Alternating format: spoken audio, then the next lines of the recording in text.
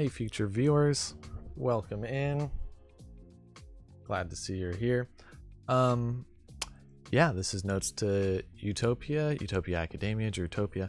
Anyways, you're here again. Wow, thanks for showing up.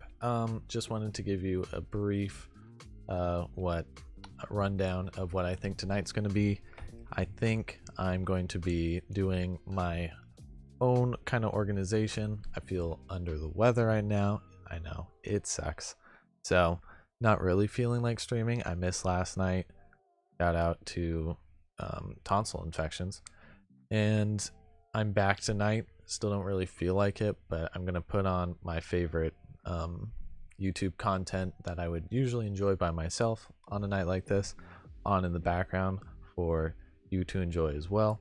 And I'm going to do the things that I need to do while listening to this and enjoying the content. If you want to type in, if you've come in now in live, you want to type in the chat, and that's totally cool. It's just an open space for us to talk about, you know, those progressions towards utopia kind of ideas. And I'm watching today, let's see, Hassan watch some more news and their deep dive kind of deal into Martin Luther King Day, and I've already watched about half of it and it's really good. Does that work? Silly. Okay, there we go. So yeah, I'm gonna do that. So I hope you guys enjoy that content tonight. So very sorry that I don't feel 100%, but I hope you appreciate the effort of that room open daily. And sorry I didn't do it yesterday, but we are semi-consistently streaming. Okay. Some more news. Friend of the show actually did a long and pretty comprehensive take on MLK's background being whitewashed, and I think it could be pretty good to watch. I usually don't watch his videos on stream. To you. Happy birthday to you. Happy But this is pretty good. It'll compile a lot of this Happy stuff. birthday to ya. Hey, here's some news. We've got some birthdays to celebrate today.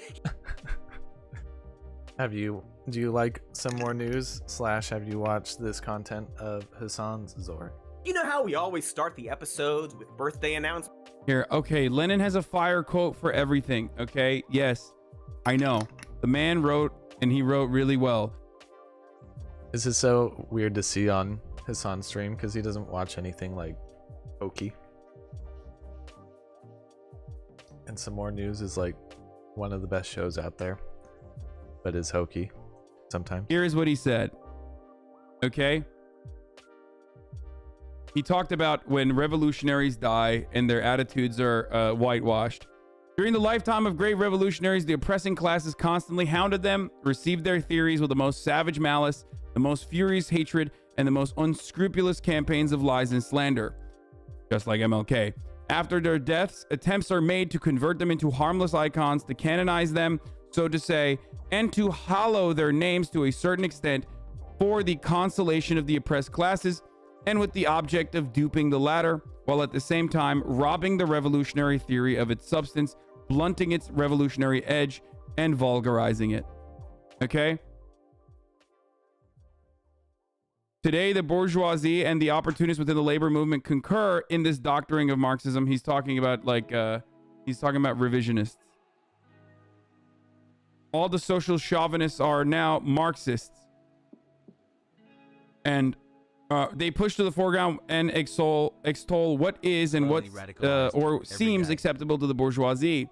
All the social chauvinists are now Marxists. Don't laugh. And more frequently, German bourgeois scholars, only yesterday specialists in the annihilation of Marxism, are now speaking of the national German Marx, who, they claim, educated the labor unions which are so splendidly organized for the purpose of waging a predatory war.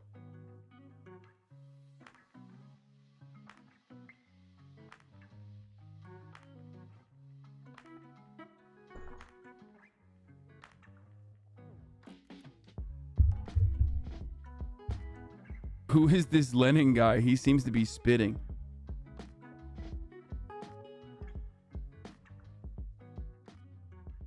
The latter of that quote is interesting. The latter of that quote is the social democratic movement historically and even at that time working to undermine actual communist and actual socialist organization in Germany. That's what that is. That's what that is about. He's saying that because SOCDEMs were able to in Germany in German politics actually reach by way of trade unions and by way of union organizing and as a basically a fucking countermeasure to like actual robust and oftentimes maybe even violent communist revolutionaries was given a bone. So the German Social Democrats were seen as the German Social Democratic movement was seen as a successful one, as opposed to the utopian goals and that are often violent of the communist movement and the Communist Party. That's why you hear a lot of people here say, even to this day, a lot of neoliberals will turn around and be like, the Social Democratic movement, which completely handicapped and made themselves and basically busied themselves with like fighting other leftists or actual fucking communists straight up, and even led to the assassination of Luxembourg. Those guys were not ultimately helping the Nazis with their action and their behaviors, and it was actually the communist fault. It's the endless shit slinging. It's very stupid, and I don't really care. Wipe. The e-scooter apocalypse? No, I'm not gonna do that.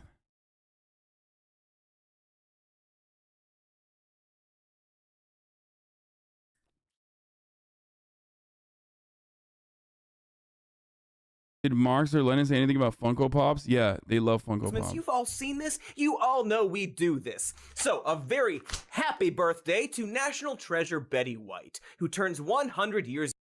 MLK had some Marxist vibes, yes, but I don't think he wanted that tag. I think his Marxism was more coming from the Christian basis. First of all, there is such a thing as ecumenical Marxists, but also, I wonder why MLK did not want to say he was a communist or a Marxist at a time when, like, that was literally a slur akin to his black identity. Like, you're talking about a time when America during Red Scare was already fucking locking up, jailing communists, the real cancel culture.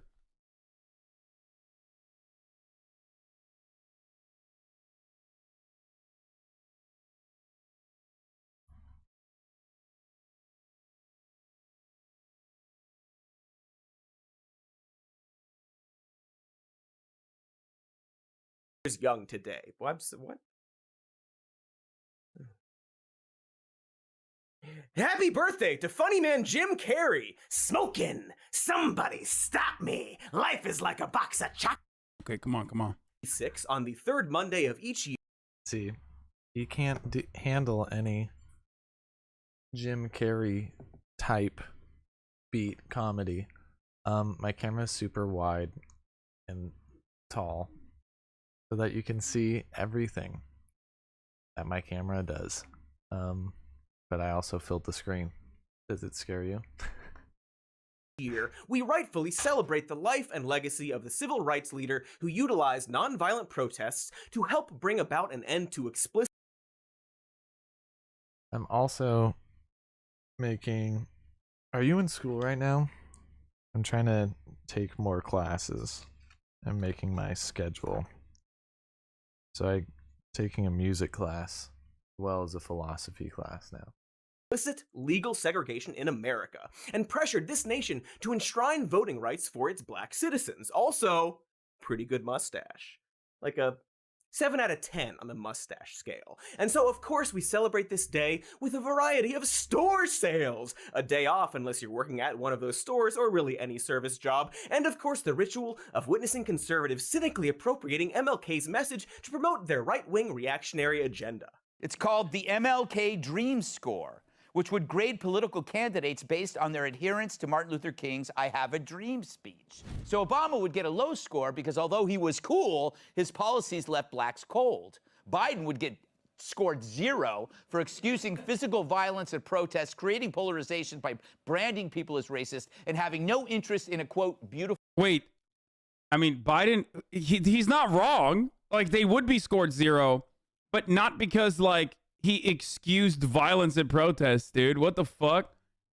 Homie said blacks, by the way, with a hard B. Okay. Full symphony of brotherhood. You can say that about everyone, from Jesse Jackson to the Squad.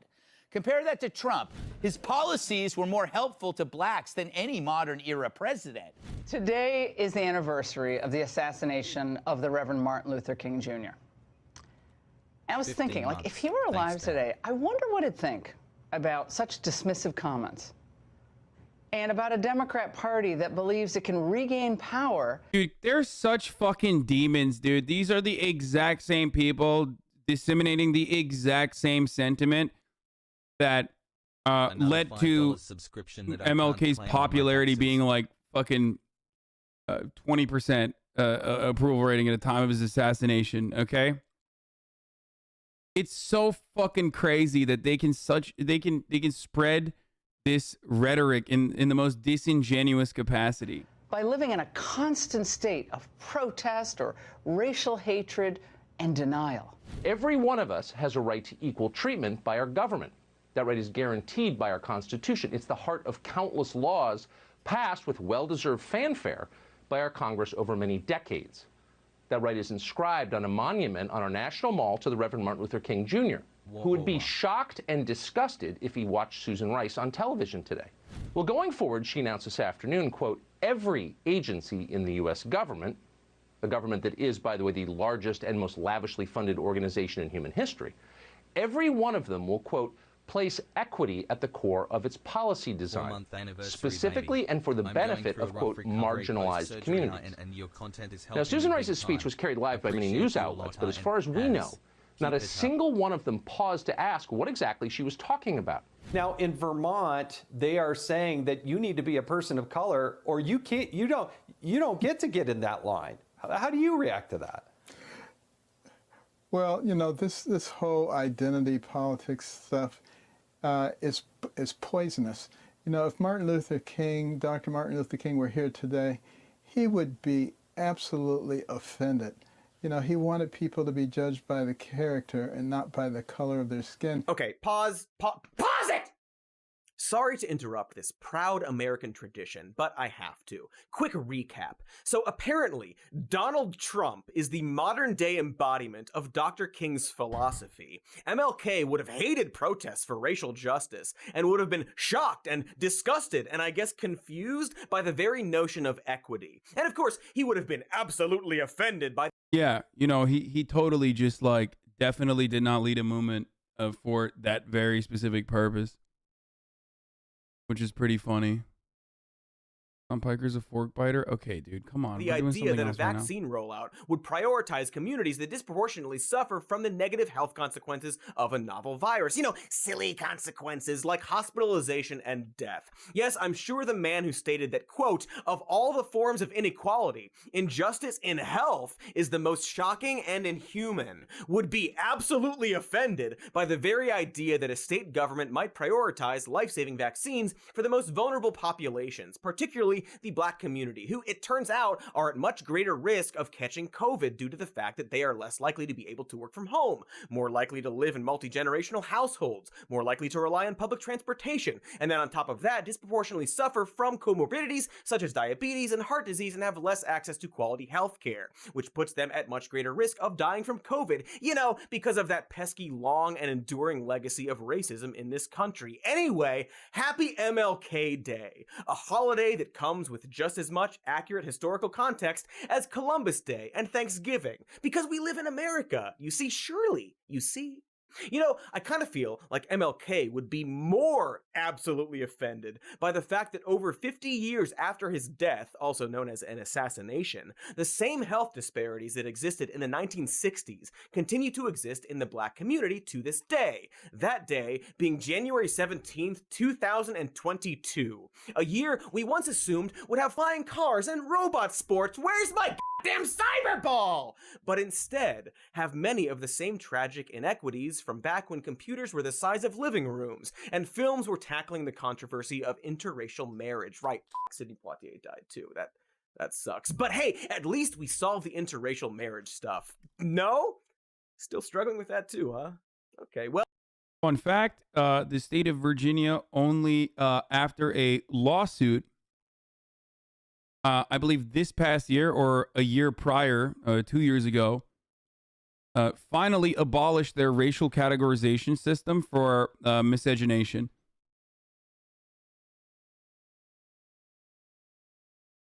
Yeah.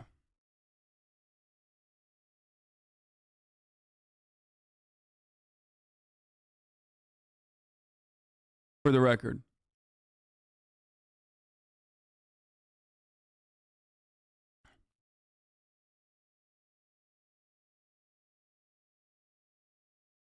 Well, again, America. But I'm getting sidetracked. For those of you who don't understand what I'm saying, in the state of Virginia, if you were to get married to someone outside of your race, there was a categorization system that wrote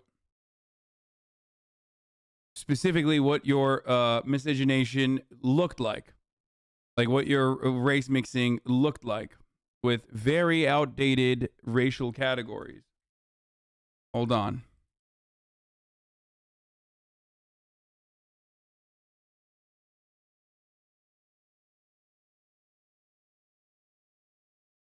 To you.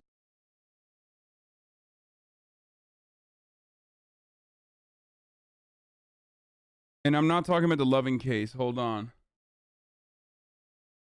No, I'm not talking about the Loving case. Not the famous love. Obviously, I'm not talking about the famous one. I am talking about.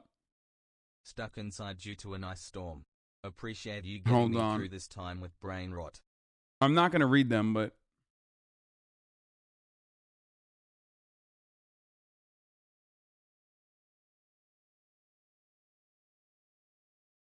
Hold on. All right, well, let's keep going. I'll find this in a second. We haven't yet finished our MLK Day tradition. Are there any other right-wing abominations I have to pee. I'll be back in a second. About what Reverend Dr. Martin Luther King Jr. stood for? There are literally colleges that are teaching kids that if they say, I am colorblind, this is an element of racism. If you say, I don't judge people based on color, this is a microaggression. I am not kidding. This is something that is said at universities across the land. That is a direct rejection of Dr. King's dream.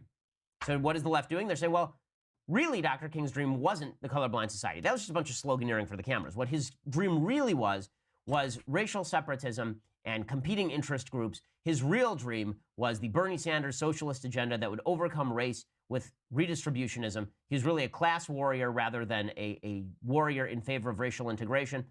This is not why America celebrates Dr. Martin Luther King. And to pretend otherwise is, I think, a bit of nasty revisionist history that has some pretty serious consequences for the future of the country. That's right, my fellow US of A-holes. According to expert on black history Ben Shapiro, MLK was explicitly against redistributionism. He wasn't a class warrior, you see, and what he really wanted was a colorblind society. And to claim otherwise puts the entire country at risk. Thanks for piping up, race expert Ben. Specifically, and coincidentally, MLK apparently wanted the kind of society and public policy proposals that Ben Shababadook envisions. The thing I will never understand is why people always say, oh, here it is. This is what, yeah, couples in Virginia can marry without disclosing their race.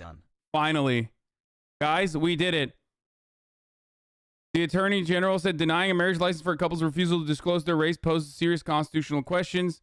And now the new forms actually have a decline to answer option. Whoa. A lawsuit filed by 3 couples in Virginia has led to a statewide directive from the Attorney General. No one applying for a marriage license in the state should be forced to declare his or her race. This was in 2019, by the way.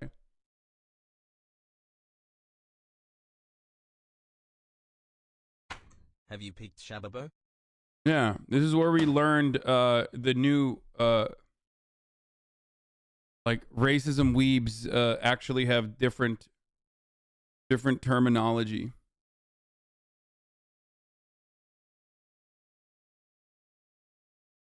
Ben Shababori. Like this. One couple, Sophie Rogers and Brandon Churchill, were presented with a list of outdated or offensive terms to choose from, such as Aryan, Gypsy, Occidental. I don't even know what Jackson White means. Hassle. Mohammedan, Muslim, when they applied earlier this month.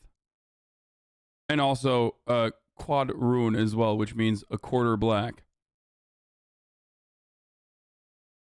Yes. Learn something every day. Quadroon. Mohammedan? What the fuck?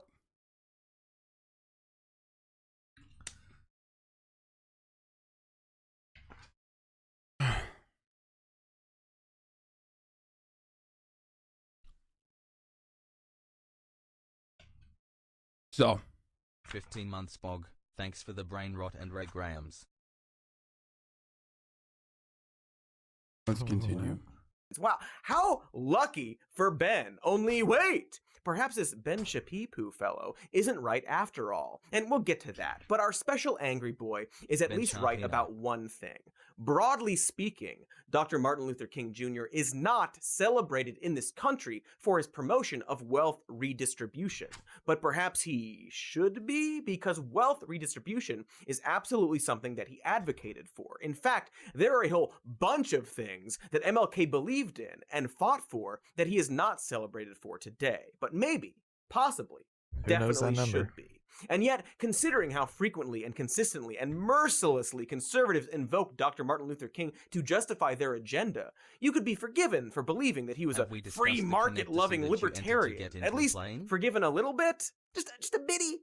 Or not? It's up to you. It's a free country. If you don't count, like, healthcare and water and food. Also, the color of your skin and household income matters. Like a lot, it turns out. Anyway, the point is that despite the fact that we treat Martin Luther King Jr. like Santa Claus or the Easter Bunny or the Noid, a mythical figure who ended racism with a single sentence about dreams, the truth is that MLK was a real person who said a lot of things and also did a lot of things. And heck, even wrote a bunch of things down.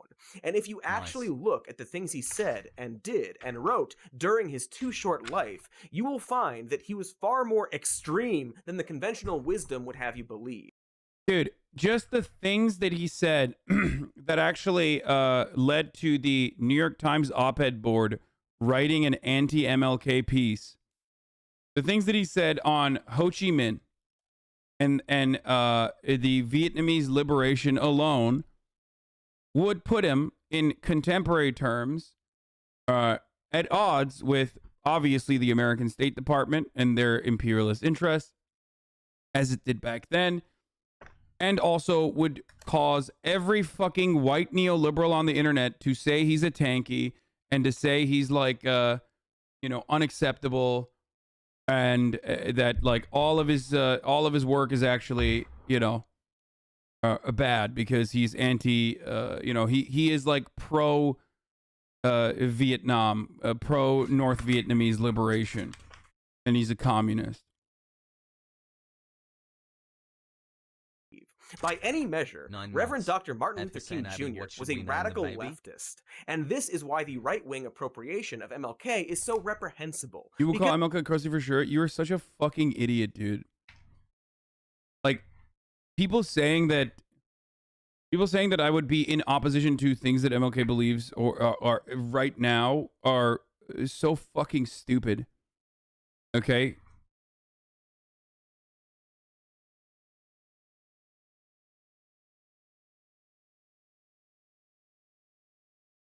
He was not an anarchist. And it doesn't even matter. Because the things that he talks about I agree with now, even when most people still don't. So I don't know why you're saying this. Like, most people still to this day either have completely fucking memory hold his attitude towards Ho Chi Minh or are completely oblivious to it. And that kind of attitude, when discussed in public, is still one that draws a lot of ire from the average American. Dr. King in the War, his opposition to the U.S. role in Vietnam, said the herd position as rights leaders. 14 months of being radicalized. Purgatorium.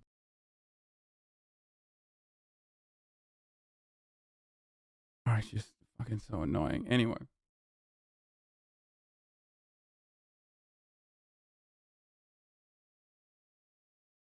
Dude, I don't know who this person is, but internalized. Can I make you a hog with VFX? All you need to do is get your face away from the mic.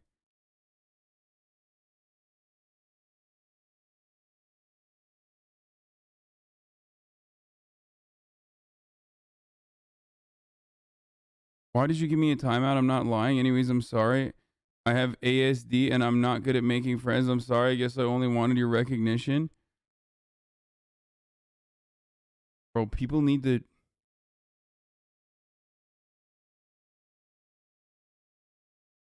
Dude, chill out, dude, okay? Just step away from the fucking keyboard, okay? Please. For your own good.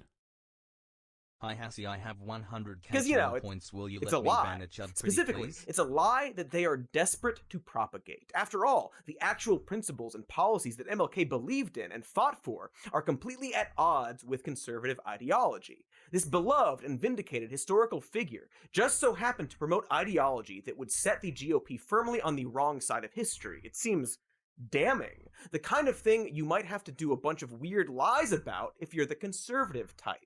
Now, you might have noticed that all these clips that I've shown you of right-wingers invoking MLK have centered around a single speech of his, but even more specifically, a single line from that speech. Because I have a dream. It's funny, I've watched some more news video already. It's like an hour long. And it was just so good. It's like a fantastic Martin Luther King video essay. And I was like, oh, Hassan actually watched it? I gotta see what he says about it. And if he adds anything. Because honestly, it's like super in depth. He's just gonna go like, yeah, uh-huh. But it's just that good. Hope you're having a chill night, man. Yeah. My poor little children will one day live in a nation where they will not be judged by the color of their skin, but by the content of their character. I have a dream today. Boy, conservatives absolutely love this one single line. They sop it up like a delicious bread, gnawing and swallowing and shitting out distorted husks like the Sarlacc pit from Star Wars. Here is Congressman Jim Jordan tweeting, "We honor the life and work of Dr. King and his belief that it's the content of an individual's character that matters most." Weird thing for a guy who allegedly ignored/covered up the sexual abuse of student athletes during his time as an assistant wrestling coach at The Ohio State University to say, but sure. Honestly, Jim, maybe not a great move promoting the idea that people should be judged by the content of their character. Doesn't seem like that version of the world would work out for you. What with all the stuff I literally just said. But did you recently subscribe to some more news? That's pretty cool. Dude, they were a big help during Trump's presidency. For sure. We're able, I mean, if you go back and watch some of the why Trump, forget how they titled it, but it has to do with Trump and fascism and how they're correlated. Those are super good.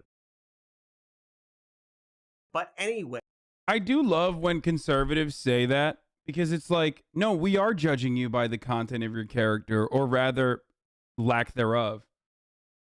You know, your character sucks, dog. Is not the color of your skin, I promise. Like, you think it is the color of your skin, but it's not. It's just like your attitude, the things that you've done. You're a bad person. That's why we don't like you. I'm judging you because of the content of your character. You have no character. You have no morality. You're a bad person through and through. Way. And yet, conservatives absolutely love invoking the legacy of MLK against current movements for racial justice. Here is former Congressman Joe Walsh tweeting, "In fact, if he were alive today, Martin Luther King Jr. would lead an All Lives Matter march on Washington, D.C. Would be..." The funniest part about this is that, like, they did that, okay? They actually did that. During the civil rights movement, conservatives did do this. So there is already an example of this. Okay? This idea that like MLK would be leading the counter reactionary made up fucking movement that came out as a reaction to Black Lives Matter is a laughable one, because we already have the historic example of that. White power is quite literally the historic example of all. Zora, I think I might have figured out what a direction. I'm not going to say everything. A direction for the points. It'll be tied to what? The basic income of this channel, right? The $50 I can spend on this channel giving away. Basically everyone gets like $1 who like makes it onto the scoreboard, and then there will be some kind of tracker where you receive more of the pot for a higher score. You see what I'm saying? It's just the beta right now of something more real and substantial and meaningful, but for fun. I think that's how it will go in the future. If you came in late and didn't hear, what are you doing? True. I am sorry. Yeah, update. Good 15-minute update. 30-minute update. So I feel sick. I still don't want to stream. So I'm just vibing out how I normally would entertain myself at night, watching my favorite YouTube content and still creating the chat room, you know, Drutopia Academia chat room nightly like I promised. But yeah, just not feeling like streaming because my tonsils are like infected or some shit, and it doesn't feel good to talk more. It's a strain on my throat. So letting Hassan and some more news do the talking, and just I'm just an enjoyer for the night, you know. But I'm also going through my own notes, and let's see, was I here? And let's see. Well, I'm looking at what designing the Drutopia something or other app, and I got it down to designing 5 central spaces in the app: the library, the shop, the academia, and the bank, and your own profile. So I have some like older notes in here too.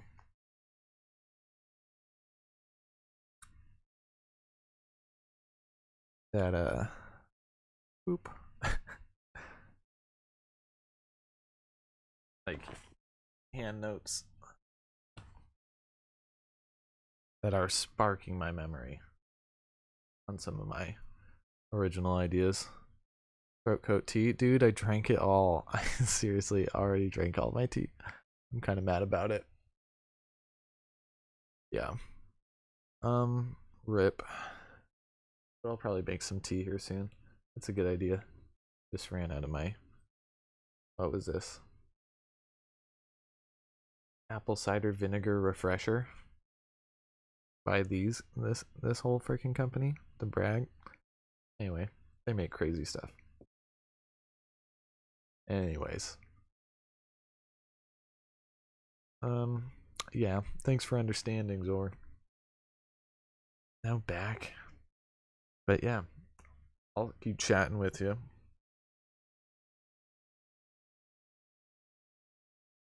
With my disturbing camera. This flavor, the Concord grape and hibiscus, it's like purple. It is pretty good. Recommend. And apple cider vinegar is supposed to be like crazy good for you. So, I think it's worth a buy. For sure. Buy. All lives matter against Black Lives Matter. Black Power Love that entrance. was the name of the game.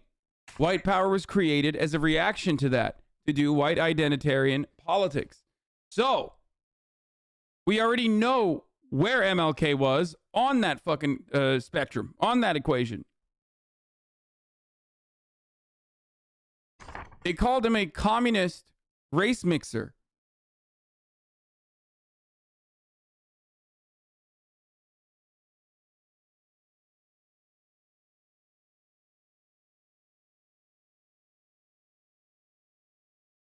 Wonderful. Yikes and fuck. Yuck. I like this note to what I wanted Utopia Academia to be in the past. Or I guess, and notes to Utopia, aims for a massive transdisciplinary intellectual house cleaning. The fuck? A massive transdisciplinary intellectual house cleaning of the masses. That's right. Always nothing short of the highest, most impossible ideas. If you will. That sure is a dipshit tweet right there. Imagine using MLK they also, to justify... hey, by the way, remember when they also did call him violent? Back then as well, I plan to lead another non-violent march tomorrow. And those marches were violent because of state violence. Again. So, just a reminder. Fuck you, I thought you were nice. Fuck everyone, I just wanted to be recognized, and now everyone's calling me a shithead. Fuck you. Dude, I said stop tweeting. Stop writing in the chat. It's going to be bad for you, okay? Please, I'm not talking to you direct. I'm just going to ban you, okay? I'm sorry. This is for your own good, okay? I recognized you. You can do the VFX thing if you want, but you have to chill, dude. You're like... You're... Just, you know... Cool off a little bit. And chatter, stop making fun of this person, okay? You guys are being so weird. You're literally just like him or her or them, okay? You are just as needy as that person. And oftentimes have the exact same kind of neurodivergence that that person just openly admitted they have. So for you to then turn around and fucking shit on him and bully him is pretty weird. Okay?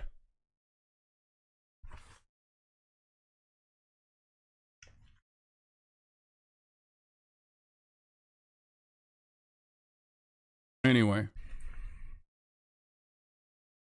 I wish there was drama in my chat. I don't like when you guys do that.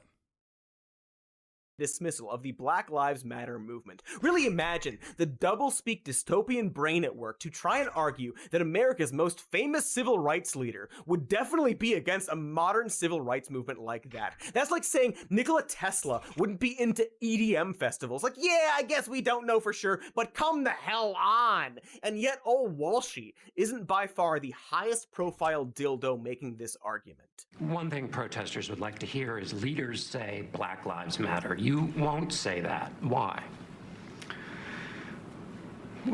All my life, I've been inspired by the example of the Reverend Dr. Martin Luther King Jr. Ah, yes, former talk radio host and Vice President Mike Pence. I'm sure Martin Luther King would have hated the phrase Black Lives Matter. Somebody told a lie one day. They couched it in language They made everything black, ugly, and evil. Look in your dictionary and see the synonyms of the word black. There's always something degrading and low and sinister. Look at the word white. It's always something pure, high, and clean.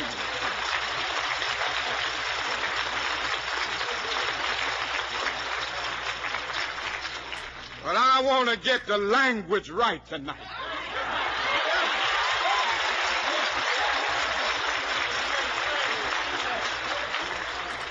I want to get the language so right that everybody here will cry out, yes, I'm black, I'm proud of it, I'm black and beautiful.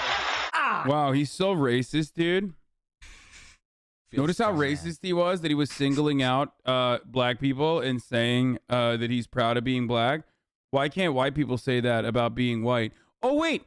That argument that I just conducted is exactly the same thing that people are saying now with All Lives Matter, and that's precisely what they said back then. That is exactly at the heart of the fucking white power movement. That is exactly what they did back then, and they're still doing it. The only difference is that they've gotten better at propagandizing in a more inclusive capacity, and the only reason why they can propagandize, they have to propagandize in a more inclusive capacity and say all lives matter instead of like white lives matter, for example, is because we are living in the post-civil rights movement era. Okay, so there was at least some level of success within the civil rights movement, and that is the reason why it has to be more insidious. The racist agitated propaganda has to be more insidious and has to be hidden. Jeez, Marty, did you not hear what Joe Walsh and Mike Pence said? Not very colorblind of you to say that black is beautiful. Did you ever consider the idea that all skin colors are beautiful? Goddamn, do these conservatives love quoting this one line? It's like a rite of passage for them. They think of it like a magic spell they can use to minimize any and all prominence of racism in America. It is the I have a black friend of political sentiment. Because if America was a racist country, like some people say that it is, Arbery's killers would not have been found guilty by a nearly all-white jury in Georgia. Now, most Americans, people of all races, truly believe in and are inspired by Dr. Martin Luther King's. Dude, I fucking hate Tulsi Gabbard so much. And every single one of those Tulsi simps that are delusional and brain dead, they quietly admitted that she was bad. Some of them did. Some of them still advocate for her. Some of them quietly admitted that she was bad and just moved on to the next fucking annoying little shit stain Go on. fractionalist reactionary grifter content that they can advocate for. It's so annoying. Adage that we are all God's children. And as such, we should judge each other based on the content of our character, not the color of our skin. Forget the fact that it took more than 2 months for Ahmaud Arbery's killers to be arrested, and it took a fucking video of the incident going viral to prompt their arrest, because, you know, the prosecutor was allegedly using her position to discourage arrests in the case. Great example of how our justice system is totally not racist. And yes, I'm calling future vice presidential candidate Tulsi 2024 Gabbard a conservative, but only because she is. Come at me, Tulsi heads, but like not really. All right, keep your distance, please. I'm a nice man. And, you know, it's pretty ironic, don't you think, that she quoted MLK to make the argument that America is not a racist country, and that most people of all races in America aren't racist, when King himself stated, "I am sorry to have to say that the vast majority of white Americans are racist, either consciously or unconsciously." But news, dude, you call out. That was way a long time ago. So much has changed since then. First of all, stop yelling. I can't hear you. We filmed this episode last week. Duh. Second of all, has it though? Like, has it? Has so much changed since then? So, you know, we'll get back to that question. But for now, we need to finish talking about the one line that conservatives actually like. Except actually, we need to do ads before that, so we will do the ads, then the speech stuff, then the stuff about how America is still racist, in that order. But let's face it, I'll probably have a lot of tangents. Yeah. These dips probably used him to justify the Iraq War for all we know. I mean, that's probably hyperbole. I get carried away some... Pentagon official, King would support Iraq, Afghan war. Oh, dude, what the fuck? Even I didn't know that. That's awesome. That's incredibly cool. That is like famous anti-imperialist who was roundly criticized by every facet of like liberal media and all of our liberal institutions, would have been a supporter of the Iraq and Afghan wars. Oh, that's fucking tight. Fun fact, that's actually an official under Obama, because fair and balanced TMC, are you ready to rumble? Okay, getting back to the video. And that one line, which is of course a quote from MLK's famous I Have a Dream speech, delivered on August 28, 1963, when King was just 34 years old, as part of the March on Washington for Jobs and Freedom. And here's an interesting bit of trivia. It turns out that he also said a bunch of other things during this speech. Weird, oh no. Right? Things that conservatives, but also politicians in general, don't tend. Oh no. Oh, dude, what the fuck? When the civil rights battle was on the line, Dr. King wanted the ball in his hands. Thank you, New York. As we honor the life and times of Dr. King, oh my God, difficult moments. When the civil rights battle was on the line, Dr. King wanted the ball in his hand, and he gave his life to ensure that our country would be a better place for all of us. Right now, we want... I told you, man. That was my best lock of the year, dude. He will never stop. You will never stop this man. He is going to keep... Did someone say shut the fuck up when he said that, by the way? When the civil rights battle was on the line, Dr. King wanted the ball in his hand, and he gave his life to ensure that our country would be a better place for all of us. Right now... Yeah, someone literally said, shut the fuck up. Oh my God. Yeah. That's funny. Look, like right here. Right now. You hear that? All of us. Right now. Now, we want the ball in our hand again as we deal with COVID, as we deal with crime, as we deal with uncertainty. Let's win this for Team New York and Team America. Let's take the ball and have the final.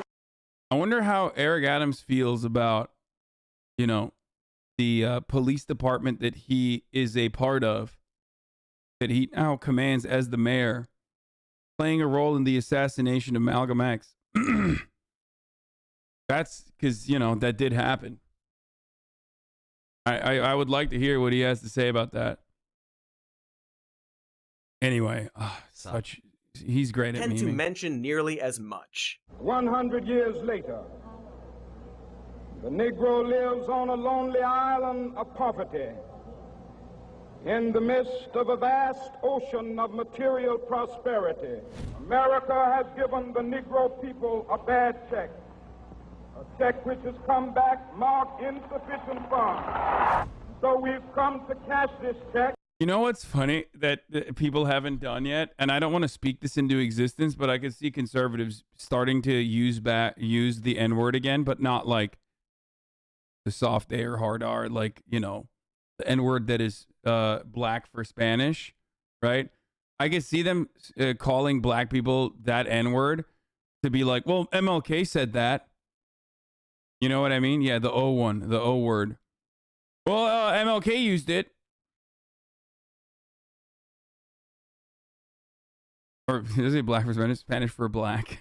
A check that will give us upon demand the riches of freedom and the security of justice. There are those who are asking the devotees of civil rights, when will you be satisfied? We can never be satisfied as long as the Negro is the victim of the unspeakable horrors of police brutality. I wonder why they don't like to quote those lines. And for some historical perspective, here's a picture of birthday girl. It's crazy how racist MLK was right there, by the way. Did you guys notice that? Did you guys notice how crazy racist he was there when he's talking about like police brutality against black people? No, I'm still gonna act like he would be in support of an all lives matter reactionary movement.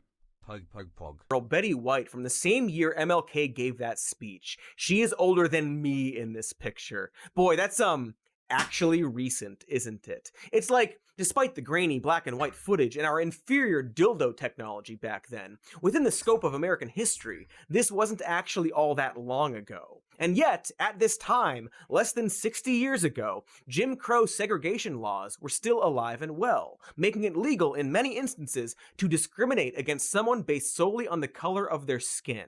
About 40% of the states still had laws against interracial marriage, and in much of the country, black Democrats be like, by any votes necessary? Yeah, ballot, dude. That's what he held here famously.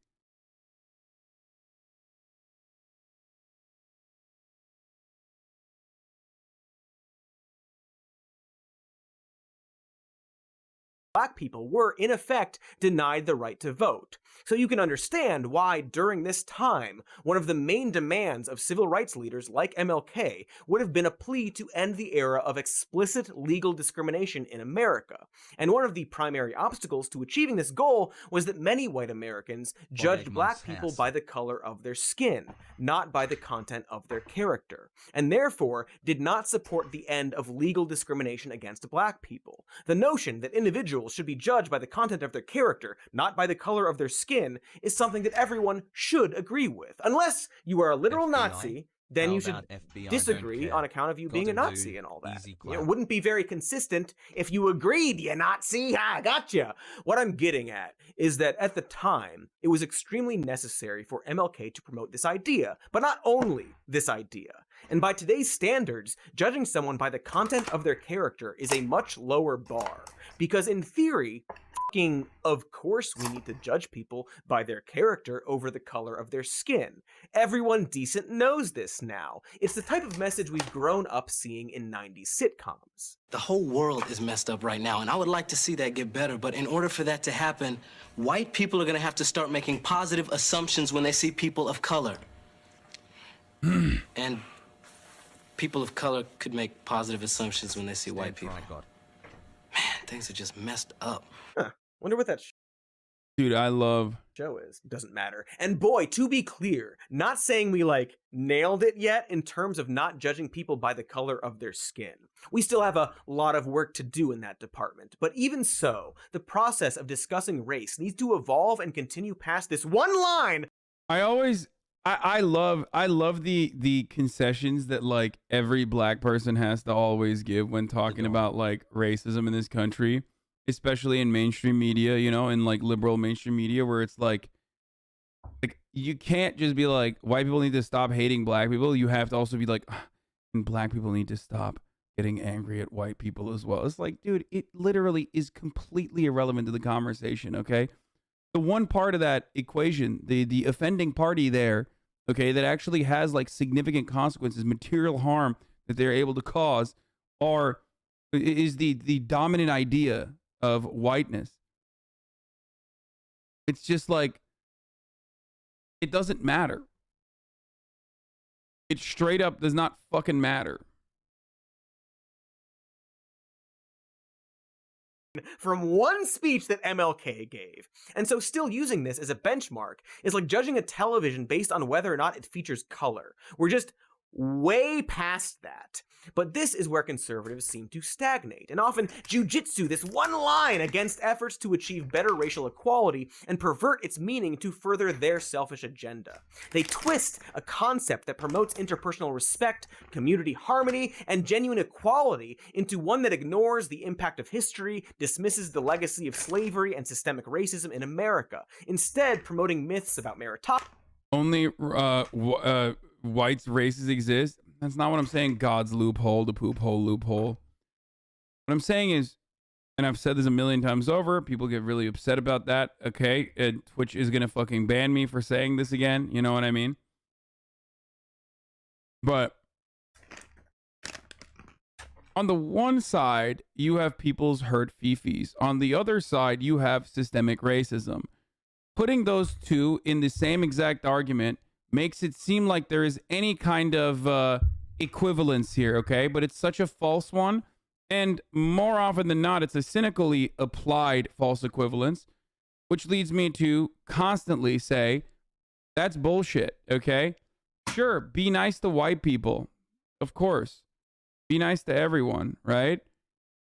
But having that conversation about systemic racism makes it seem as though like there is some degree of oppression that white people face because, like, I don't know, victims of systemic racism have deep wounds that they have not been able to heal from, that they are still impacted by, that leads them to feel some type of way about white people. Fucking stupid. Democracy and the ideal of individualism in order to maintain the accumulated privileges and advantages. But of course, his real name was the last thing I will say on this is that, yes, if you are default character Andy, if you are white, you've never really thought about this sort of thing before, and of course, you think systemic racism is people being mean to you, because systemic racism towards white people is not a real thing. So all you have ever experienced as a white person is someone being mean to you individually. And that's precisely why you think that is how it works. Okay? This isn't to say that you should feel shame for being white or anything like that. Shut the fuck up. Obviously not. I'm white. I don't give a shit. Okay? But, you know, it's good to sometimes re-examine society, especially if you have never really thought about it that way. Okay?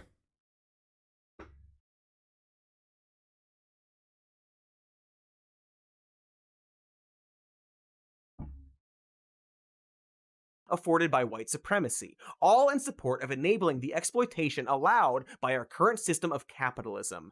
You know, like making people work on a federal holiday celebrating a civil rights leader. Hey, speaking of that, fun, extremely ironic trivia for you. It turns out that this holiday was started by this guy. Thank you, Ron. You definitely racist president, you. But at the time of his presidency... Wow, how can you say Ronald Reagan is racist? He started this holiday. Reagan was like the Hulk Hogan of racist dog whistling, not to be confused with the real Hulk Hogan, of course. As you probably know, dog whistling... That's kind of crazy that Hassan read that, like, Lenin quote before he started watching this. How those in power will take revolutionary leaders, kind of pseudo-deify them, so that their power becomes like kind of like they basically give them a holiday, something like a consolation prize. And it takes the fire out of like the actual revolution, but where it was going. Like, oh, we did it, right? It's Martin Luther Day, like we're gonna remember that forever, right? That's good. But it actually takes the winds out of the sails. Anyways, you could go back to the beginning to see that quote. Whistling is the act of making racist statements or policies while not directly talking about a race. This is often excused after the fact by claiming colorblindness. See, this twisting of the statement that we should judge each other by the content of our character and not by the color of our skin is what's often used to promote this concept of colorblindness. Deployed in a political context, this claim of not seeing race is utilized to obscure the role of history and systems on the life outcomes of groups that have been socially and legally disadvantaged, and instead place the burden of success solely on the individual members of those groups. So what do you as an individual black person do to change your life? And I don't think it's helpful.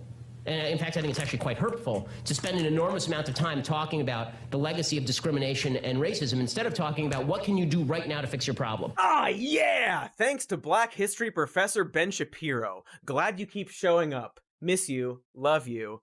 You see, not only is it not...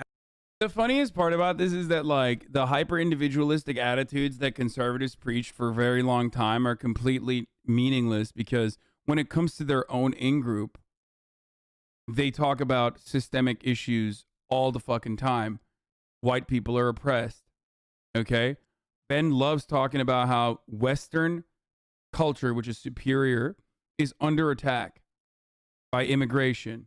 Western culture superiority is undermined by immigration, undermined by liberal degeneracy, moral decay. Same things that the Nazis said, by the way, of course. So just a fun little reminder for that. He wrote entire books about that. But ultimately, that's, he loves also talking about systemic problems all the fucking time.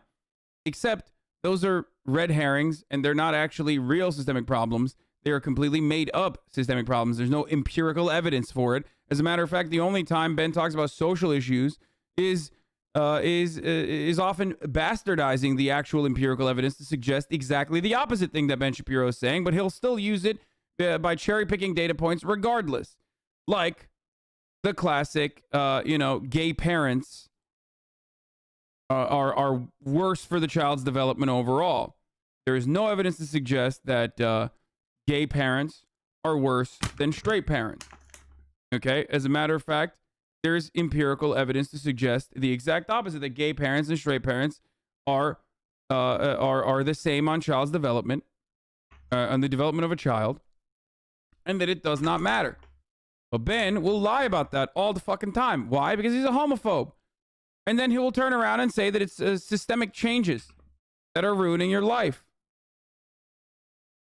Anyway, let's continue. Helpful to spend an enormous amount of time talking about the legacy of discrimination and racism, but it's actually quite hurtful. It's all up to the individual, apparently. What are you doing right now to fix your problem? There is a lot of evidence, actually, Law, of what?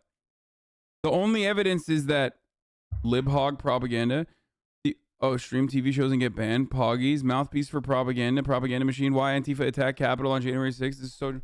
Oh my God, dude, I love that. This dude said Antifa attacked Capitol on January 6th. That's crazy when, like, the Oath Keepers are now considered Antifa. Okay, love to hear what kind of evidence this fucking dickhead has. Lib-hog mouthpiece, there is evidence. There's evidence there's evidence that gay parents are worse parents overall than straight parents. Please explain where you got this evidence from. No, what you are going to state is that single-parent households actually are worse than two-parent households. And the obvious reasons for why that is the case is because we live in a capitalist society. Single-parent households, unfortunately, do not have the same level of disposable income. Single-parent households also do not have the same level of...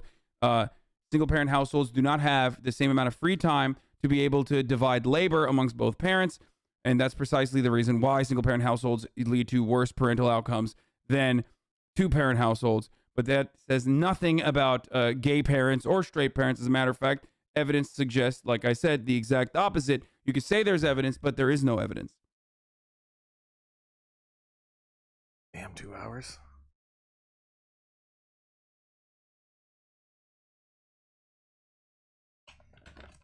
Oh, man. Yeah, there's a lot of evidence, actually. Lol. Yeah, no evidence whatsoever, but doesn't matter. This systemic racism against you is like forest fires, you see. Only you can prevent it. This leads to an extremely insidious false dichotomy, which is the idea that focusing on what to do to fix your problem and recognizing the systemic issues that led to the problem are somehow mutually exclusive. Hey, now, why are you griping on and on and on about who pushed you into that hole when you have all the digging out to do? Seems like maybe the thing a person who helped push you into the hole might say. Or at least someone who greatly benefited from you getting shoved in the hole. Like perhaps if someone made their living implying that it's okay to push people into holes. Now, there is nothing wrong per se with the notion of colorblindness. Colorblindness would be fine if the concept of race had never been invented in the first place. And I do mean invented, because race is not real. That is to say, it is not a biological reality, but it was invented. I'm not being abstract here. The concept of race was literally fully invented. The word itself had only a broad meaning until the 18th century, and it was invented for a very specific reason, namely to prevent slavery. Enslaved Africans and European indentured servants from forming coalitions over their shared economic interests in opposition to the wealthy ruling class that was exploiting their labor during the early days of colonization. Not sure who the official inventor of race was, but I'm guessing he had a name like George or Andrew or Fish or Chips. So certain advantages were given to Europeans, and heavy restrictions were enforced for Africans in order to protect the rich and powerful elite. And to justify this lie, more lies were told about the essential and inherent differences between the races. This social and legal infrastructure provided privileges to individuals that belonged to the newly created social category of whiteness, and shackled, literally, individuals assigned to the made-up, constructed classification of blackness, which you can imagine severely limited the opportunities afforded. So when King said, "I have a dream that my 4 little children will one day live in a nation where they will not be judged by the color of their skin, but by the content of their character," he is challenging the idea that the superficial phenotypic trait denotes anything whatsoever about intrinsic worth. He is challenging the notion that there is something inherently less valuable about Black lives. One might even say, and I will, that he is saying Black Lives Matter. It's also worth noting that he doesn't actually use the phrase colorblind in the... Here's OAN likening Trump to Jesus. If you have OAN in a cable system, congrats, you pay for this. I love that. These guys are just going buck wild, and I respect it, okay? This quote, because the problem isn't noticing that an individual has a different skin color. The problem is assigning some kind of fundamental value to this trait. Ultimately, in this speech, and with this single line from this speech, King is describing a vision of racial equality. And so, wouldn't legitimate equality mean that you would try to make up for the unfair disadvantages that have been imposed on a community without justification? Wouldn't failing to do so just fortify that very inequality that has amassed over centuries of unjust treatment? And so the idea that the notion of equality would mean to overlook the accumulated advantages provided to one group and the degrading disadvantages inflicted on another, and just say, "On your marks, get set, go," without making up for the fact that one of the groups in the race has been wrongfully stuck on the starting block for centuries. Okay. One of the greatest, dude, if one more fucking dumbass sends this Timothy Chamath or whatever the fuck his name is about how he doesn't care about the genocide in China, I am going to permanently ban. I am going to make Xinjiang look like a fucking theme park. Okay, in this chat. I do not care at this moment, okay? It is a tab that is open here. We are going to talk about it in a second. You do not care about it either. Shut the fuck up, okay? Holy fuck, dude. You will wish you were under the oppressive thumb of this Chinese surveillance state going to a re-education camp by the time I'm done with you. Be normal! China chatters, be normal, challenge, impossible difficulty! Fuck!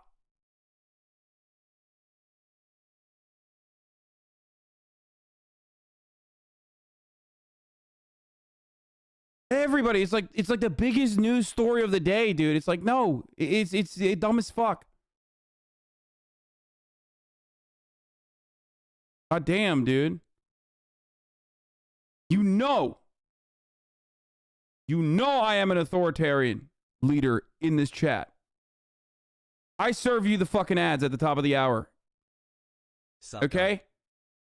Doesn't matter. You will see those ads whether you like it or not. And the only way to stop seeing those fucking ads at the top of the hour is by subscribing.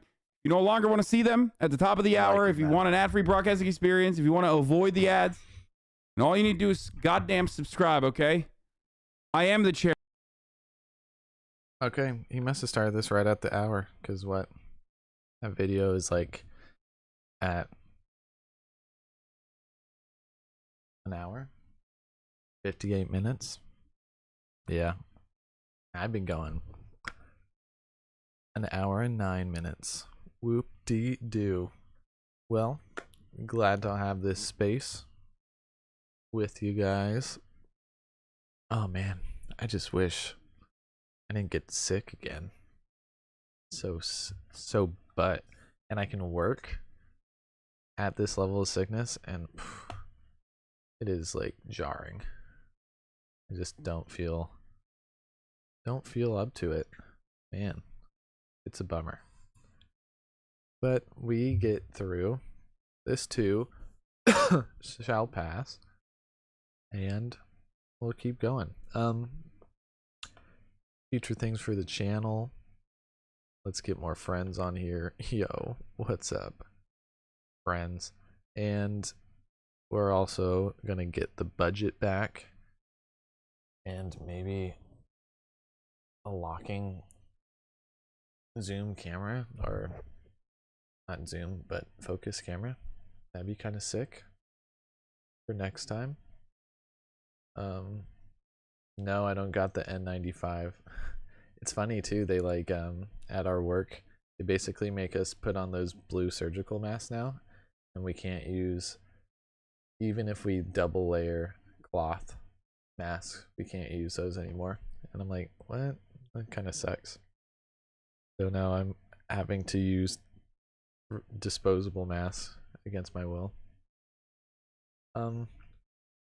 Against my eco survivalist will, dude. They're making me go against my religious beliefs about the planet. Now I can't create extra waste where I can avoid it, because I'll still take my Starbucks cup, double cupped and sleeved. But making me wear a mask when I already have a mask, this is capitalism. Capitalism.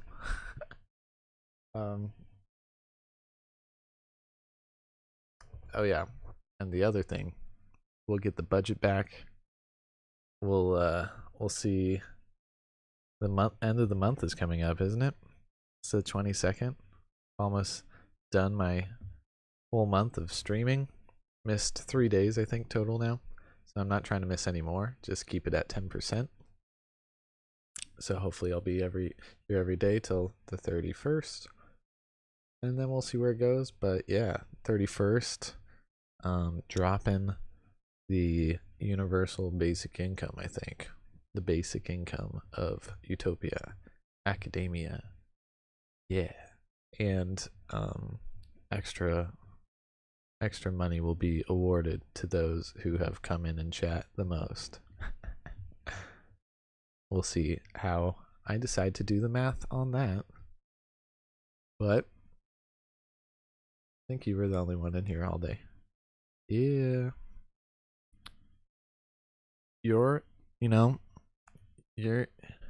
People are like, wow, you can get paid to play video games on Twitch and just like stream on Twitch, play video games and people watch you. Like, that's crazy. Then you're gonna be like, yeah, get this, I get paid to be a Twitch watcher. And people are like, what? That's crazy. That doesn't even make sense. How much do you make? And then you don't tell them that because it's something very small. But you can still tell them you get a check. You get a check though. So that'll be cool. And then we'll donate the rest, right? Oh, God, my effing tonsils, dude. I'm just like burning them with tea. Like, calm down. Burn so I don't have to feel the pain anymore. Pretty sure that's what my doctor said to do. So I'm doing that.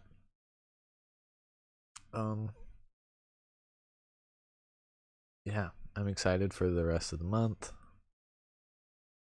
I'm going to be hosting my own classes again here.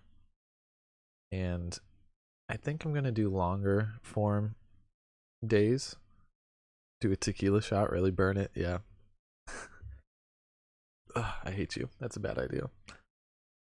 But I brought your tequila out to my friend's game night on Wednesday. We played this game, Pick Your Poison, and it's fun. It's like Would You Rather, and it's like Would You Rather mixed with Cards Against Humanity. Kind of a perfect like change of pace to Cards Against Humanity. So I like that game. And at the end I brought my tequila. No one really had it until the end of the night, and I poured tequila shots for the hostess and the host, and they had a shot as I left. It was my thank you shot for hosting, because she made tacos. She made vegetarian tacos with plant-based beef. It was super delicious, with like all it was like guacamole, tomatoes, and lettuce probably, but they were really good, really good. Shout outs Clarissa. And yeah, just good night with that game. You're right, it's a good idea game. But yeah. Burn. Go away, tonsils. The budget. Yeah. Like, probably add it now. Where should it fit on this page, though? Like, should it be above my name over here? Be there? Or should it say like $50 right there? Just randomly all the time? Just $50 budget. Or should I not say peace anymore? I like that it just says peace all the time.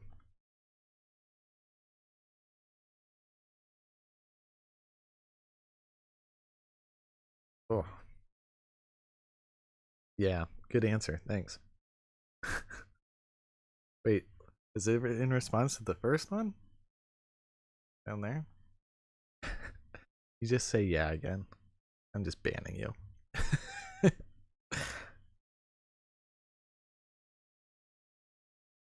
Keep it moving. Nice. Not a bad idea. Yeah, nothing is stationary. Maybe it should have a little spaceship with a little UFO thing, and then it says $50 in the little, like, I don't know, tell me the word. The teleportation light. The hologram sucker upper. The old DVD screensavers, it should bounce. If I could get it to do it behind my screen, that'd be kind of lit. Or like to scroll. Ooh, that'd be kind of cool. Have like a news scroller, like at the bottom of the screen, like, and all it says is budget $50. And then it could have this the high scores on there. That'd be sick. A scroller with the high scrollers. High scrollers. Sick. Tractor beam. Yes, sir. You got it. Why is it called tractor beam? Let's look it up.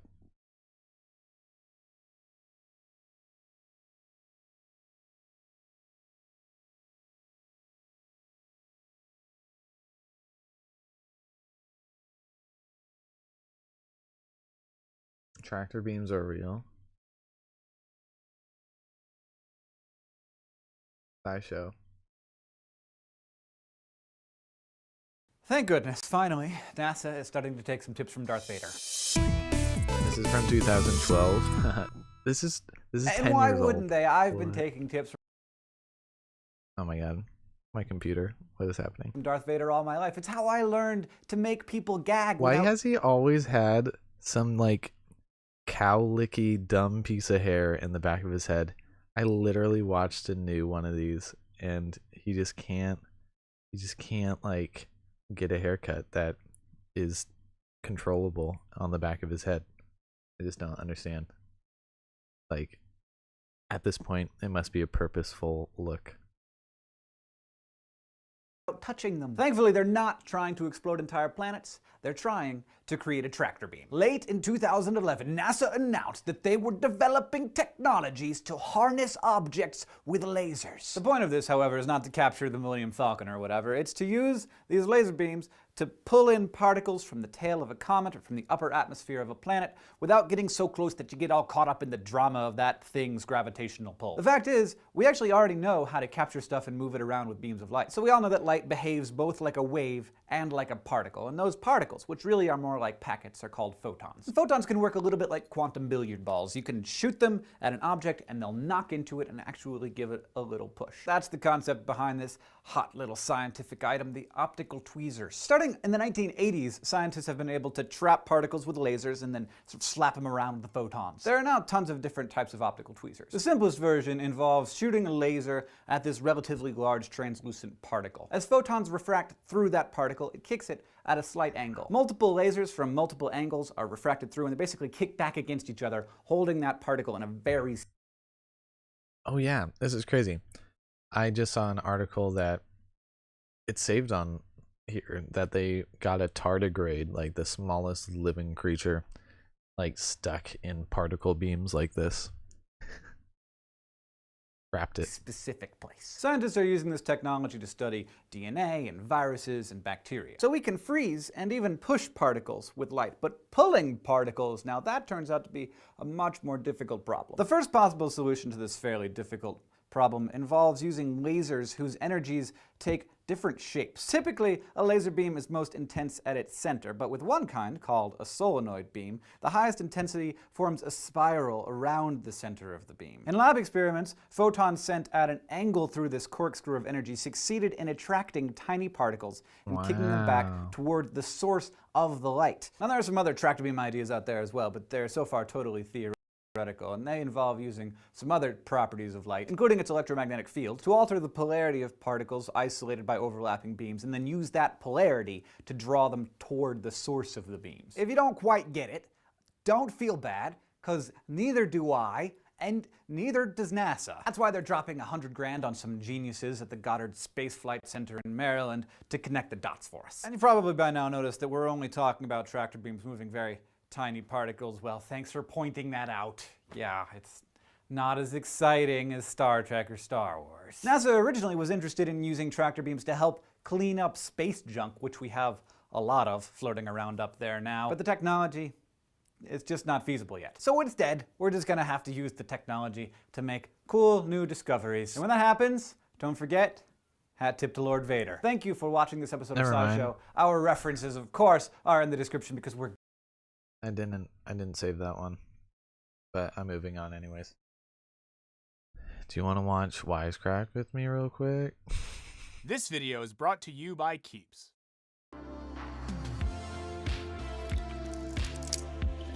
What's up, guys? Michael here to talk about one of my favorite directors, a visionary who has tackled topics as fun as unhinged anchormen. I have nothing left! Nothing! I've been reduced to rubble! And as fraught as Wall Street greed. Wait, he wanted to short housing bonds? Who bets against housing? The man who once faked his own death for a sketch comedy show, Adam McKay.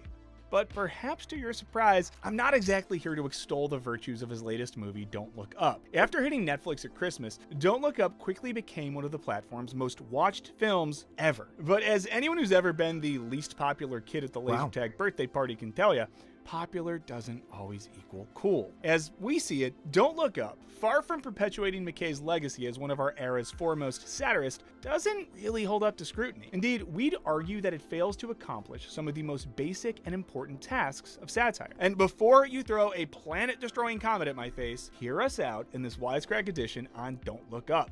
Satire or propaganda? Spoilers ahead for, of course, Don't Look Up, but also for Sorry to Bother You, a Futurama episode, and some 18th century satire about eating Irish babies. But before we dive in, I want to talk to you about this video sponsor. Ooh, this is juicy. I might disagree. That never happens with Wisecrack. How fun. Sorry. Peeps. You may have heard the statistic that 2 out of 3 men will I liked it too. Subscription service that makes it easier and more affordable to prevent hair loss. The process, the right combination. I wonder if they liked it, but they're gonna be like, it's not doing satire. It's just being straight up real with you and telling you directly this shit's fucked. It's not even satire. It's just like real life. You know, kind of how like people couldn't do satirical jokes of Trump after he became president because like before he became president, a joke would be, what if Donald Trump was the president? And they'd go on SNL and pretend like Donald Trump with his dumb accent is the president, and that would get laughs just from its absurdity. It's kind of like that. And like maybe it's just being you know, it just can't joke like that anymore. It's all shipped right to your door. And you won't have to worry about running out and ruining your treatment routine because Keeps automatically refills your subscription every hour. Ask them questions day, and you can see results. Go to Keeps % off your first order. That's KE. And now for a quick recap. Don't Look Up chronicles the attempts and ultimate failure of 2 scientists to warn the world about a planet-crushing comet that's rapidly approaching Earth. They encounter a dizzying array of incompetence. There's lots of shrugging, equivocating, and all-welling from politicians and media figures alike, in no small part because our friends— Dude, I'm sick. It would have landed way, at least a little bit better. But at a certain point, I was like, I'm not even gonna give this another go. It was bad, but forgive the voice. Hail from a state school. Let's get some other people on this, some Ivy Leaguers. And you and I will review the NASA plans, okay? After finally convincing the president to nuke the shit out of the comet, the scientists get hit with another rough blow. See, an Elon Musk stand-in has discovered that the comet might contain super valuable minerals. It's Elon Musk combined with Steve Jobs, so he's like way more powerful. This comet hurtling towards us from deep space actually contains at least $32 trillion of these critical materials. So instead of blowing up the comet, he and the president decide to blow it into lots of small pieces and mine the crap out of it. Of course, this harebrained scheme fails, and the planet blows up. World over, everyone is dead, merry effing Christmas. So what gives us plebes the right to declare Don't Look Up an unsuccessful satire? Let's get into it. Now, satire is a very old art form, dating back to either the ancient Greeks or ancient Romans, depending on which antiquity nerd you ask. The genre is notoriously difficult to define, leaving most scholars to broadly label it as the section of the Venn diagram where good fun meets sharp criticism. In the words of scholar P. Michael Brown, satire aims to entertain and amuse, as well as to inform and reform. Like your pleasant— Dude, the billionaire guy, his voice acting was incredible though. Like every little detail of it was just so practiced and like realistic sounding, even though it was such a comical voice. It was like there did seem to be some kind of like mental problem that that guy had. Just kind of some social mental deficiency. Was like the craziest part about that character. It was awesome. By the way, I will say again, the chat delay is the worst. Fair enough. I hate it. Dinner date with a charismatic anarchist. Satire should both show you a good time and leave you reflecting on the overall state of organized society. Typically, satire critiques prevailing power structures, whether political, social, or economic. This is why literary theorist Northrop Frye referred to satire as militant irony, as ironic humor is used to change minds. The primary way that satire achieves this, according to scholar Daniel Abrahams, by employing a misrepresentation. That is, the author needs to identify a real-life problem, come up with a way to portray that problem in a grotesque, fabulous, or over-the-top fashion, and then use that metaphorical portrayal to critique and offer insight into the real-life problem. You know, like in Jonathan Swift's Modest Proposal, which argued that the solution to the poverty of Irish peasants was for them to sell their babies to the rich as a culinary delicacy. At first glance, Don't Look Up seems to check this box. You do understand that this is an apocalyptic event. This is a large celestial body heading towards our planet at speeds that are even... I hear you. I hear you. The planet-destroying comet is, very blatantly, a metaphor for the planet-destroying climate change currently rearing its ugly head from here to Santa's workshop. However, as Abrahams notes, a work is not satire when there is no implicit criticism in the misrepresentation. And that's where we really get stuck on Don't Look Up. See, climate change is inarguably caused by man-made pollution. A comet ricocheting towards Earth, on the other hand, is a big cosmic oops in which mankind is... But it's still like science. Like, it doesn't really matter entirely who's to blame if people can't, like, if the solution is the same, like human-based solution, you know, we could like stop the comet with, you know, these technologies or whatever. Or we can, you know, solve climate change with tech. Ooh, okay, I mean, there is something there because we have to stop a lot of what we're doing in order to solve climate change. And that is kind of a flaw. I could see that because, like we saw yesterday, like we can't make new technologies to save ourselves. We have to stop doing a lot of things. And there's nothing you could stop doing to stop a comet. So let's hear about. Blameless.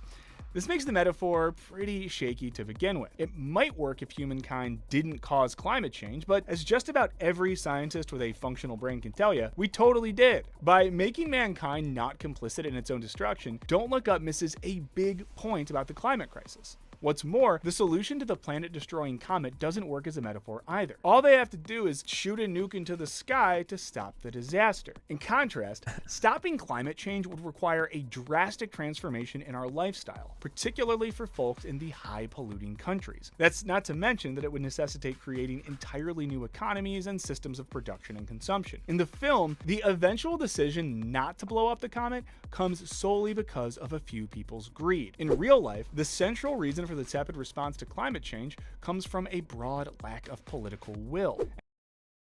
Where does political will come from, or diswill? Like greedy people. And a general reluctance on behalf of all of us to change our lifestyles. Let's be real. Eating hamburgers while driving an SUV is an American pastime I will not sacrifice. And if Leonardo DiCaprio wants to stop me, then I... Wow. Dang, look at this propaganda. He's just, you know, he's shilling out for the hamburger and, you know, SUV companies. You know, I should have known. This channel started to get sponsored, unironically, by Mountain Dew. And though that's, like, cool, and I'm glad they're getting a check, like, like Mountain Dew, the causes cancer. Like, come on, you can't be selling Mountain Dew on Wisecrack. They're just being funny at this point, you know. I don't know. Where's the ethics department in this philosophy group, you know? Yeah. I mean, I know he was probably joking because they did the quadruple zoom on his face when he said, "That is an American pastime I will not give up." But, like, satire? Is it? Is he going to critique it? You know? Like, are they doing jokes bad? Even though they're critiquing how this movie is doing jokes bad? I don't know. Come on, Wisecrack. I'm watching you. I invite him to come by on his private jet and try, if a comet doesn't take him out first. Compare the misrepresentation in Don't Look Up to, say, Sorry to Bother You. In that film, the misrepresentation is in the billionaire's plan to turn workers into horses so that they can be stronger and more efficient. This functions exactly the way Abrahams says a misrepresentation should. It's a grotesque exaggeration of a very real phenomenon in which... Yeah, Sorry to Bother You was amazing. And I guess Don't Look Up wasn't amazing. capitalism dehumanizes workers, That's so reducing good. them entirely to their capacity to get it done so CEOs can make a few more bucks. The causality in this misrepresentation, unlike Don't Look Up, is pretty spot on. The failure in misrepresentation pretty much dooms Don't Look Up to be rather toothless as a satire.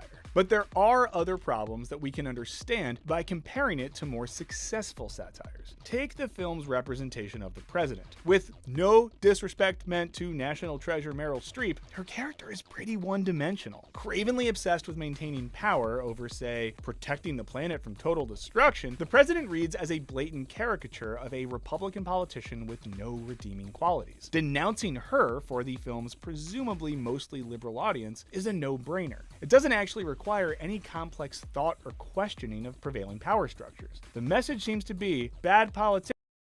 Dude, you can't. It's like, yeah, so she was like Hillary meets Trump kind of character. And they're like, man, she's not a good figurehead to portray like the intricate like qualities of a power structure.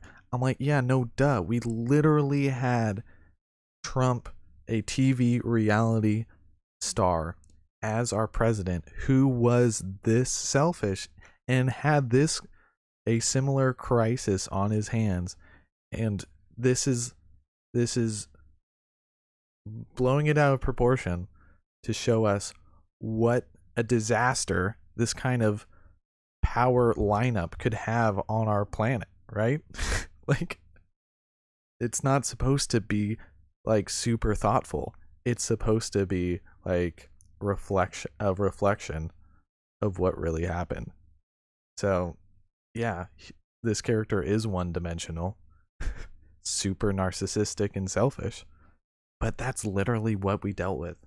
Competition equals bad. Sorry to Bother You, on the other hand, might lead a viewer to reflect on their own complicity in hustle culture and exploitative work environments. But Don't Look Up makes it easy to sit back and be proud of yourself for only voting for the good politicians, if those even exist. Spoiler alert, that there are no good politicians. Plato himself said so in the Republic, so who are we to argue? In understanding Don't Look Up's failures, it's important to note that satire's success is largely contingent on its context. In part, who the presumed audience is going to be. The message of Don't Look Up is pretty clearly designed to appeal to a liberal audience who is aware of and already deeply concerned about climate change, and who have their parents' Netflix password. My mom's password, by the way, is GolfMom64. In this way, painting the end of the world as the fault of Republican politicians, conservative reporters, and a climate-denying portion of the public isn't. Do you think he really just gave out his Netflix password for everyone? Because Netflix doesn't have a problem with people sharing passwords. They've said that in an interview before. They're like, someone's paying for it. That's fine. We get paid enough. You guys can share. Whatever. So is that like, I don't know, how much you want to think it's real? I could try it, I guess. I'm that interested. Provoking novel thoughts or inward reflection in its audience. It's reinforcing what they already believe. According to scholar Connell Condren, this is symptomatic of plenty of modern satire. He writes that maybe that is so much satire has become mainstream, mass entertainment, that the moral edge is blunted or is being concentrated on acceptably safe targets, and so treads carefully around contemporary patterns of taboo and sensitivity. Particularly given the film's assumed audience, critiquing a Republican president or a universally derided media world is explicitly pretty safe rather than provocative or complex. The message almost seems to be that if a good Democratic president was in charge, maybe the world wouldn't have ended, so hey, vote blue. No. Just because the character was so shitty and we happen to have someone in real life who is so shitty doesn't mean that the critique means what he thinks. Just like, oh yeah, if it had been somebody else, they could have solved this problem. Doesn't mean that. But I mean, that person seems to be really dangerous. What's this? It looks like a Netflix password sharing crackdown is coming soon. Oh my god. Oh. The opposite of this, of course, is the classic scene in Get Out, where Bradley Whitford's character, non-coincidentally an actor from liberal favorite The West Wing, says, "By the way, I would have voted for Obama for a third term if I could. Best president in my lifetime, hands down." Compare Don't Look Up to a satirical show like Veep, which depicts a strong female Democratic president who is utterly selfish and power-hungry. Selena Myers pursues a green jobs initiative, not because she cares about the environment, but because she wants people to think she does. Am I still getting unequivocal support on clean jobs? Far from portraying the good Democratic leader in the mythological vein of, say, an FDR, Veep suggests to its presumably liberal audience that power hungriness is symptomatic of all politicians. It's like Opposite Day West Wing, a show that basically argues that good politicians will save us all. This is far more provocative, dispelling any notions that Democrats are the good guys who will simply solve all of our problems. At the same time, Selena Myers is far from a caricature like the president in Don't Look Up. She is deeply human, and at times even sympathetic in her frustrations and insecurities. This ultimately makes for a far more I like that they're basically just being like, yeah, this is why there's better content. We've seen better things than Don't Look Up. Check out all of our cool taste that we have. Go watch this instead. Even though you get the same message. interesting critique of politicians. And of course, it can force the audience to reckon with our own tendency to turn our favorite millionaire political candidates into humanitarian heroes. Yeah, truly. That is a TV show where you get so much time to flesh out a human, literally flesh out, right? Like, show their human side as compared to a 2-hour movie.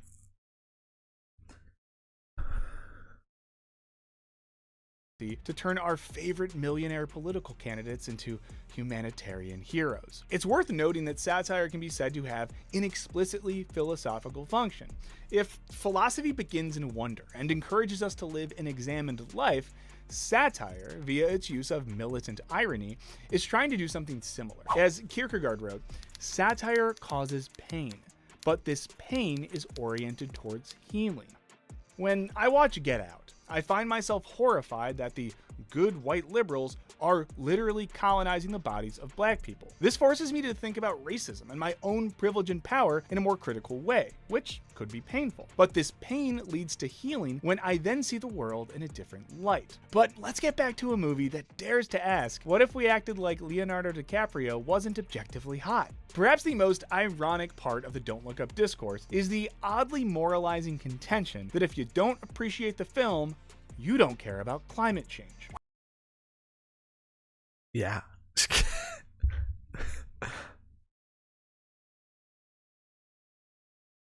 Yeah. No. But that was a funny line about Leonardo DiCaprio just being objectively hot, because he's supposed to be like a super dorky, like hard to like scientist that this news host super falls in lust with for just being hot. And it's just funny because like that whole plot line didn't really need to happen in any way. I'm still I wish they were going more into the actual movie instead of just being like, it's not doing satire right. Here's some examples of good satire, and another way it's not doing satire right. Here's more examples of good satire. Like, this is a very odd video format. I don't think he looks hot anymore. He's so old. Yeah, that plot line only probably existed for his real life ego. Let's be honest. He needed a boost. He's like, I only want to be in the movie if I'm getting laid by the hottest girl in the movie. And like, really? On this movie? Like, about climate change, Leo? Yes. Yes, on this movie. It's perfect. He needed it bad. We're all down bad right now, okay? Give the guy a break. Most notably, this was argued by none other than Mr. McKay, who really could have just logged off of Twitter and stared at his Oscar statue instead. loving all the heated debate about our movie. But if you don't have at least a small ember of anxiety about the climate collapsing or the US teetering, I'm not sure Don't Look Up makes any sense. It's like a robot viewing a love story. Why are their faces so close together?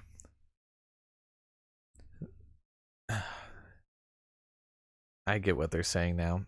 It is just propaganda. Ooh. But that's such a naughty word.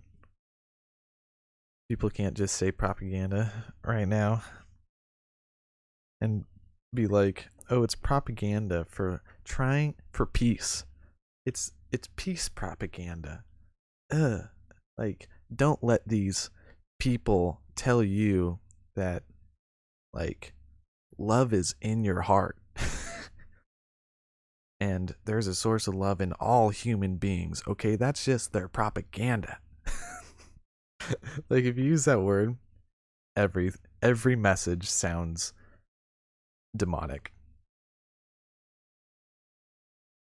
I'm not clicking that.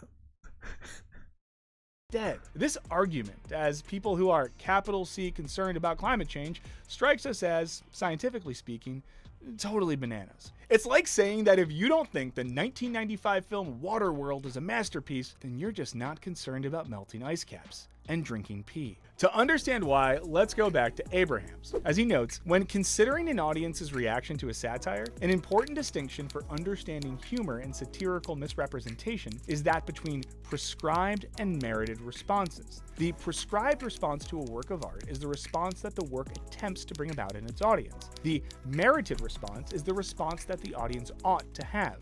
That is to say, all satire attempts to entertain and critique and to provoke thought about the world around us. This is the prescribed response that satire wants to achieve. But not all satire actually earns the merited response. When we critique Don't Look Up, we're certainly not arguing with its prescribed response, to galvanize action to combat climate change. That's a totally important and valid goal. But the merited response, that is to say, the response it actually earns, isn't really successful. When McKay suggests that not liking the film means you don't care about climate change, he's conflating prescribed and merited responses. To put it more simply, you can care about climate change and still think the film fails as satire. So what does success? Okay, they're another like video essay channel, right? So their whole essay, thesis, right? You have to have a thesis when you're writing an essay and make a whole argument about it. Their whole thesis was it fails as a satire, right? Okay, you did it. You proved to me it fails as a satire, but you didn't say if it was like, I guess I didn't go into whether it was a good movie for what it was. I guess like if it did its job not as a satire, because no one said it was being satirical. That's what everyone was like, I think it's being satirical. Anyways, it's a pretty messy movie. I'll give it that. It was supposed to be satirical. All right, fine. Let's be real. But still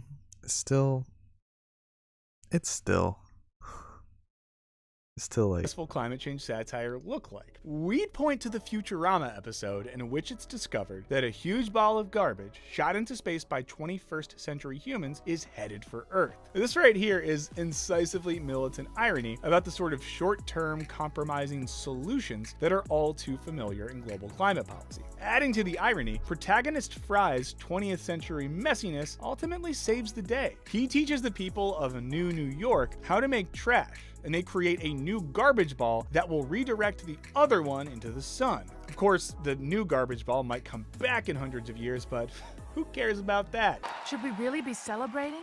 I mean, what if the second garbage ball returns to Earth like the first one did? Well, who cares? That won't be for hundreds of years. This is just better satire than Don't Look Up. First off, it's simply funnier. Ah! We're gonna die! It's simply funnier. Yeah, I don't think Don't Look Up, though it was meant to entertain and have some laughs in it, was ultimately trying to be a comedy, So that's one difference that satire would have, right? Did the director say if you didn't like the movie, then you don't care about climate change? I don't know if that was the director. I think they were conflating a little bit with his language. Right? Right.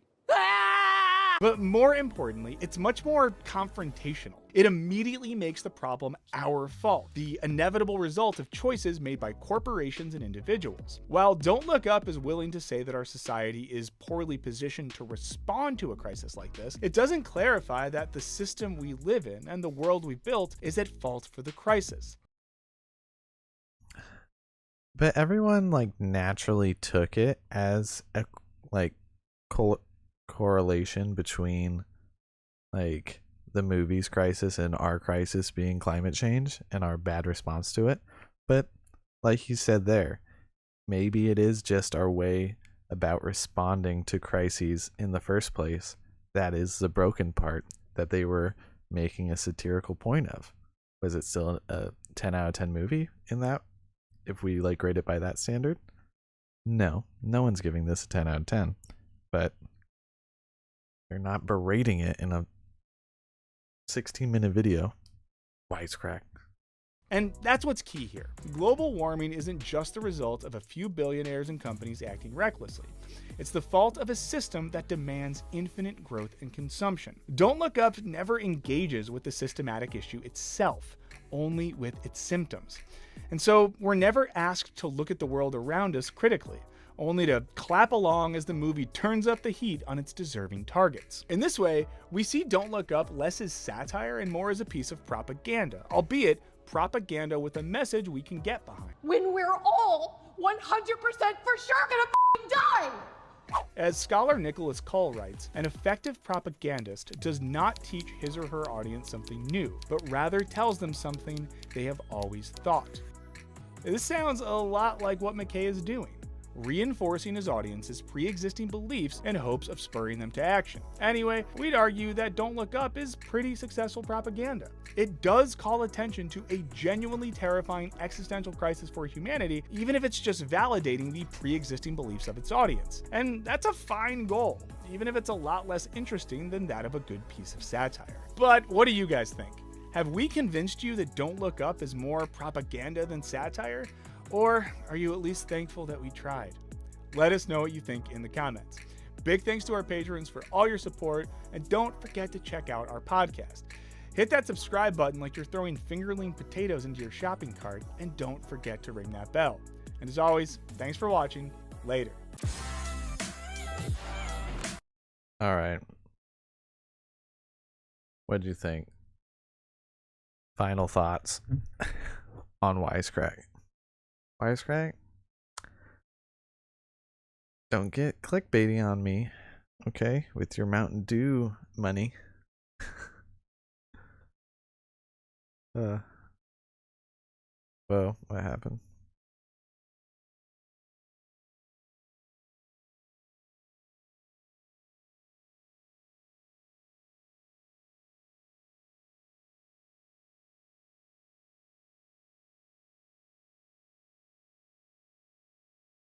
Facing a warning screen while attempting to log in, the app was nudging them towards opening their own Netflix accounts rather than using someone else's. Ooh.